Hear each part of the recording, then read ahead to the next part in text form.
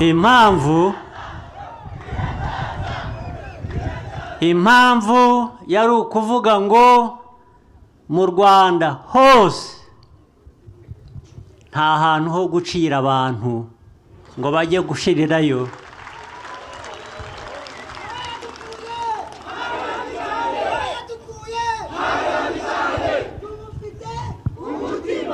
Nta n'abantu abo ari bo bose mu Rwanda, uwo ari we wese,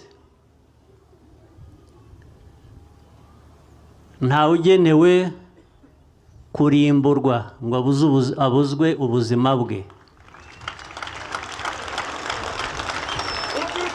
Nta n'umwe. Rero njye naravuze ngo hariya hantu hagomba kurimbura abantu, reka ngende mpajye.